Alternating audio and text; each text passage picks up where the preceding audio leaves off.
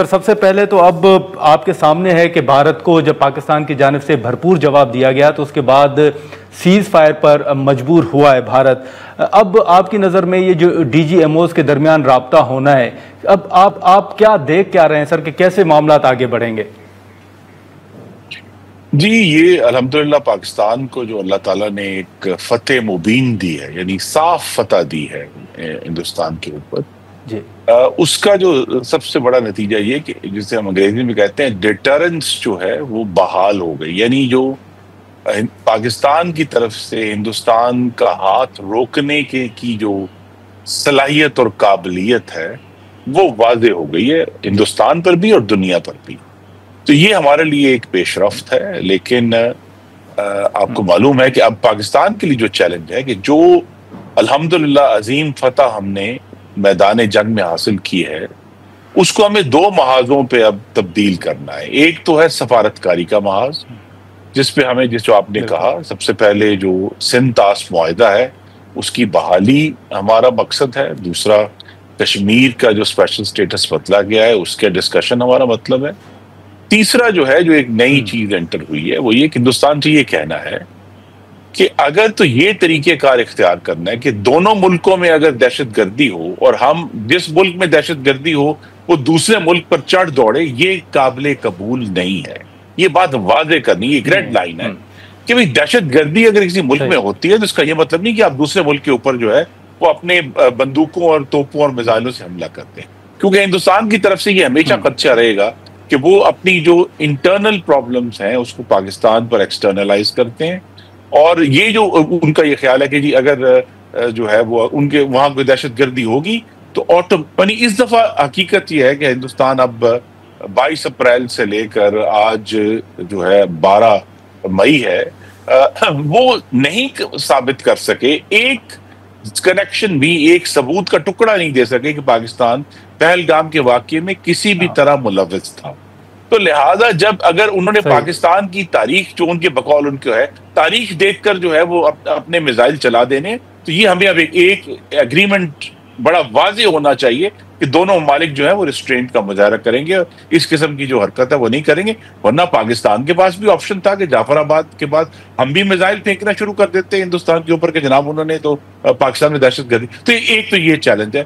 اس کے بعد جو ایشو جو ایک محاذ یہ سفارتکاری کا آ گیا، لیکن اس کے بعد ایک کمیونیکیشن اینڈ ابلاغ کا بہت بڑا چیلنج ہے کہ ہمیں ہندوستان کو اب ایکسپوز کرنا ہے ایک روگ سٹیٹ کے طور پہ، یعنی ایک بدمعاش ریاست ہے اور ایک دہشت گرد ریاست ہے، اور دہشت گردی کو فائنانس کرنے والی ریاست ہے. اور یہ اب ہمارے پاس الحمدللہ بہت مواد موجود ہے، چاہے وہ کلبھوشن یادو کے حوالے سے ہے، جعفر ایکسپریس کے حوالے سے ہے. اس کے علاوہ ہمارے پاس خود ہندوستان نے اعتراف کیا ہے کہ انہوں نے پاکستان کے اندر جو ہے ایک بڑی تعداد پاکستانیوں کو اس نے قتل کیا ہے جو ہندوستان کے خیال میں دہشت گردی میں ملوث تھے. تو ہمارے پاس بہت ایویڈنس ہے کہ ہم ہندوستان کو ایک روگ سٹیٹ اور ایک ٹیرر سٹیٹ کے طور پہ ثابت کر سکیں. اور یہ ایک ابلاغ کا ایشو ہے، اسٹریٹجک کمیونیکیشن کا ایشو ہے، جس کے اوپر اب پاکستان کو بہت تیزی سے اپنی صلاحیت بھی بڑھانی ہوگی اور اس کو دنیا میں لے کر بھی جانا. لیکن خرم صاحب، آن اے لائٹر نوٹ، آپ نہیں سمجھتے کہ اس مرتبہ امریکی صدر ٹرمپ کا جو رول ہے یا پاکستان سے متعلق جو ایک تاثر ہے وہ بڑا مثبت رہا ہے ان کا؟ جی دیکھیے، یہ تو ایک غیر متوقع پاکستان کو کامیابی ملی ہے. جو لوگ ان معاملات کو دیکھتے ہیں لیکن آپ کے ناظرین کو سمجھانا ضروری ہے. صدر ٹرمپ نے اپنا جو پہلا ٹویٹ کیا 10 مئی کو، انہوں نے لفظ استعمال کیا میڈیشن کا، میڈییٹ کیا. اب یہ وہ لفظ ہے جو ہندوستان 1972 سے شملہ معاہدے سے لے کر آج تک اس کے خلاف لڑ رہا ہے کہ جی ہم میڈیشن نہیں کریں گے، ہم میڈیشن نہیں کریں گے. تو صدر ٹرمپ نے ایک تو وہ دروازہ کھول دیا ثالثی کا، میڈیشن کا مطلب ثالثی ہوتا. دوسرا جو انہوں نے 11 مئی کا ٹویٹ ہے ان کا کل کا، اس میں انہوں نے کشمیر کا لفظ ریز کر دیا کہ کشمیر کو ہم حل کریں گے. تو صدر ٹرمپ نے وہی اندیا دیا ہے جو پاکستان کا ہے کہ کشمیر آج بھی ایک بین الاقوامی قانون کے تحت ایک ڈسپیوٹ ہے اور اس کو ہمیں حل کرنا ہے. تو یہ دونوں چیزیں ایسی تھیں جو ہندوستان کا خیال تھا کہ ہم نے 2019 میں کشمیر کا معاملہ جو ہے اس کو بند کر دیا، اس کو سیٹل کر دیا. صدر ٹرمپ کے 2 ٹویٹس نے پاکستان کو ایک غیر متوقع کامیابی دی ہے، اور اب یہ پاکستان کی سفارتکاری کا ایک بہت بڑا چیلنج ہے کہ یہ 2 نئے دروازے کھلے ہیں، ثالثی کا اور کشمیر کا. ہم اسے کتنی مہارت سے اپنے حق میں انشاءاللہ موڑیں گے.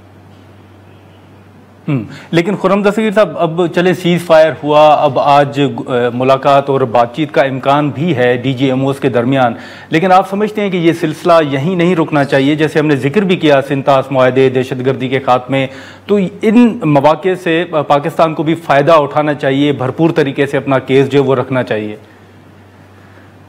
اسی لیے میں نے کہا کہ جہاں سفارتکاری ہے اتنا ہی چیلنج ابلاغ کا، اور ابلاغ میں صرف ہندوستان کی جو دہشت گردی ہے یا ٹیرر فائنینسنگ ہے وہ نہیں.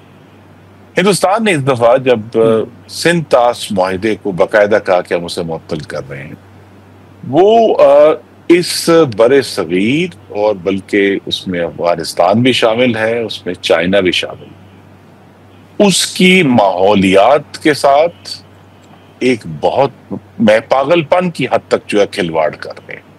کیونکہ اگر آپ جنگ کو اپر انڈس بیسن تک لے کے جائیں گے، ہندو کش سے لے کر کراکورم اور ہمالیاز کے تک، جہاں دنیا کا تیسرا بڑا برف کا ذخیرہ اس وقت موجود ہے 2 قطبوں کے بعد، تو لہذا وہاں اگر جنگ جاتی ہے، جو کہ انہوں نے اس دفعہ اندیا دیا ہے اور پاکستان نے کہا کہ یہ ایکٹ آف وار ہے. دیکھیے آج بھی اگرچہ ہمارا تناؤ ختم ہوا ہے ہندوستان کے ساتھ، لیکن پاکستان کی جو پالیسی ہے کہ اگر ہندوستان نے پانی کو روکنے کی یا ڈائیورٹ کرنے کی کوشش کی، it would be an act of war. وہ تو اپنی جگہ پر کھڑی ہے نا جی. تو لہذا ہندوستان کو یہ سمجھانا اور دنیا کو یہ سمجھانا کہ یہ جو برف اور پانی کا کھیل ہندوستان نے اس دفعہ کھیلا ہے، یہ اس میں 6 ملک انوالو ہیں. خود ہندوستان کا جو مشرقی بیسن ہے، پورا براہما پترا جو دریا ہے ان کا اور پورا بیسن ہے اس کا، اس کے اوریجن چائنا میں ہے. تو اگر یہ معاملہ اٹھتا ہے اور سختی سے اس پہ کوئی تناؤ ہوتا ہے تو ہندوستان بھی اس میں نہیں بچے. تو یہ ایشو جو ہے یہ بھی اتنا ہی سنجیدہ ہے جتنا دہشت گردی کا یا کشمیر. ہاں، لیکن خرم صاحب یہ بالکل آپ نے صحیح کہا کہ اس وقت جو پہلے پریس کانفرنس ہوئی تھی ہم نے دیکھا تو اس میں جو ایک بات کی گئی تھی کہ اگر بھارت کی جانب سے سنتاس معاہدے کو بحال نہیں کیا جاتا تو اس کو اعلان جنگ تصور کیا جائے گا، جیسے آپ نے بھی ذکر کیا. تو ابھی بھی آپ سمجھتے ہیں کہ اگر بھارت اس معاملے پر لچک نہیں دکھاتا تو اس کو اعلان جنگ ہی تصور کیا جائے گا؟ نہیں، میں تھوڑی درست یہ کہا گیا کہ اس نے معطل تو کر دیا. معطل کرنا اعلان جنگ نہیں ہے. اگر اس معطل کرنے کے بعد وہ پاکستان کے جو 3 مغربی دریا ہیں ان کا پانی جو ہے غیر قانونی طور پر روکنے کی یا ڈائیورٹ کرنے کی کسی بھی طرح کوشش کرتا ہے، پاکستان اس کو اعلان جنگ سمجھے گا. اور جو ابھی تک سٹیج الحمدللہ نہیں ہے، انہوں نے چناب پر چند دن کوشش کی تھی لیکن پانی وہ اس وقت روکنے کی پوزیشن میں نہیں ہے. اور یہ جو سچویشن ہے، اگر ہم نے اس کو آج انشاءاللہ کامیابی سے ڈیل کریں گے، لیکن نہ کیا تو 6 سے 10 سال میں ایک نئی جنگ ہوگی پاکستان اور ہندوستان کی، جو دونوں ملک افورڈ نہیں کر سکتے. آخری بات جو اہم ہے جس نے اس دنیا کا جو آئی تھنک جو بیلنس آف پاور ہے، طاقت کا توازن بدلا ہے، وہ یہ ہے کہ پوری دنیا میں اب یہ بات واضح ہو گئی ہے کہ چین کا بنایا ہوا جو ملٹری ایکوپمنٹ ہے وہ مغرب کے ہم پلہ ہے. اور یہ ایک بہت بڑا زلزلہ ہے مغرب کے لیے آنے والے سالوں کے، کیونکہ اس کی جو پہلی جو ڈیمونسٹریشن ہوئی ہے 6 اور 7 مئی کی رات، اور اس کے بعد دوبارہ 9 اور 10 مئی کی رات کو، اس سے جو ہے دنیا میں بیلنس آف پاور بھی تبدیل ہوگا. اور جو آلریڈی جو تبدیلیاں تیزی سے ہو رہی ہیں ان میں ایک مزید تیزی آئے گی، کیونکہ بہت سارے جو کم ترقی یافتہ ممالک ہیں وہ اب پہلے سے بھی زیادہ چین کی طرف دیکھیں گے، نہ صرف معاشی مدد کے لیے بلکہ عسکری مدد کے لیے. لیکن خرم صاحب اگر میں درست کہہ رہا ہوں تو اسی کے ساتھ ساتھ ایک تاثر یہ بھی ختم ہوا ہے کہ بھارت کی فوج جو ہے وہ 13 لاکھ اور 16 لاکھ اور وہ ہم سے بڑا ملک ہے اور ہمارے پاس 6 لاکھ فوج ہے. تو یہ ایک تاثر جو تھا وہ بھی اس مرتبہ جو پاکستان نے بھرپور جواب دیا ہے، اس جواب نے اس تاثر کو بھی ختم کر دیا ہے. جی یہ تو ہم اللہ تعالیٰ کا جتنا شکر کریں، اور یہ جو نمبرز ہیں، مثلا ان کی جو اکانومی ہے، ان کی اسٹاک مارکیٹ ہے، ان کا جی ڈی پی گروتھ ہے، وہ رفلی اگر ہم اوسط نکالیں تو پاکستان سے 7 سے 10 گنا ہے ہر چیز کے پاس. تو اس معاملے میں پاکستان بالکل. میں بھی ایک اگر مایوسی نہیں تو کم دلی ضرور پائی جاتی تھی کہ اب ہندوستان شاید زیادہ بڑا ہو گیا اور ہم اس کا مقابلہ نہیں کر سکتے. تو جہاں پاکستان نے ہندوستان اور دنیا پر اپنی قابلیت کا مظاہرہ کیا ہے، پاکستانی قوم پر بھی یہ ثابت ہوا ہے کہ الحمدللہ ذرا نم ہو تو یہ مٹی بہت زرخیز ہے. اور یہ جو ایک اعتماد پوری قوم کو آیا ہے اپنی قوم میں، اپنے اداروں میں، اپنی حکومت پہ، یہ ایک بہت ہی قیمتی چیز ہے جس کی میری توقع ہے کہ وزیر اعظم شہباز شریف آنے والے دنوں میں بہت مثبت طریقے سے پاکستان کے جو دیرینہ مسائل ہیں ان کو حل کرنے کے لیے استعمال کریں. ٹھیک ہے خرم صاحب، ایک آخری سوال ہوگا کہ جیسے ہم نے کشمیر کا ذکر کیا اور ٹرمپ صاحب کے ٹویٹ کا ذکر بھی کیا، اس میں آپ مجھ سے بہتر جانتے ہیں کہ پاکستان کا ڈے 1 سے یہی موقف رہا ہے کہ بات چیت ہو، ثالثی کے حوالے سے بھی پاکستان کا موقف رہا ہے، لیکن بھارت جو ہے وہ ہمیشہ کسی بھی تیسرے ملک کی ثالثی کو مسترد کرتا رہا ہے اور انہوں نے کہا ہے کہ وہ یہ قبول نہیں کرتے. اس مرتبہ آپ سمجھتے ہیں کہ پوزیشن اور ہوگی، بھارت بیک فٹ پہ ہے اور بھارت کشمیر کے مسئلے پر بیٹھے گا اور بیٹھنا پڑے گا؟ جی لیکن ہم صرف اس معاملے میں امریکہ پر انحصار نہیں کر سکتے، اسی لیے میں نے کہا کہ بہت متحرک سفارتکاری کی ضرورت ہے، ابلاغ کی ضرورت ہے، صرف امریکہ کے ساتھ نہیں، تمام جو امریکہ کے حواری ہیں ان کو یہ سمجھانے کی کہ 1999 میں آمنا سامنا ہوا، اس کے بعد ہم نے دیکھا 2019 میں ہوا، اب 2025 میں ہوا. تو دو جوہری ممالک کا آپس میں ایک خاص حد تک تناؤ کا پہنچنا، اور آپ غور کیجئے کہ ہر دفعہ اس کی جو شدت تھی وہ بڑھی. 1999 میں جب کارگل ہوا تب یہ ایک دور دراز پہاڑی وادیوں کے اندر ایک معاملہ تھا جو شاید ہمارے مین لینڈ تک نہیں پہنچا. 2019 میں یہ بالا کوٹ تک آیا اور ہمیں ایک گھنٹے سے بھی کم کی جو ہے کنفرنٹیشن ہوئی. یہاں دنوں پر محیط کنفرنٹیشن ہوئی ہے، ایک دوسرے کے ملٹری بیسز ٹارگٹ ہوئے ہیں. الحمدللہ پاکستان نے ہندوستان کے 5 جہاز گرائے ہیں، بے شمار ڈرون گرائے ہیں. تو ہر دفعہ شدت میں اضافہ ہو رہا ہے.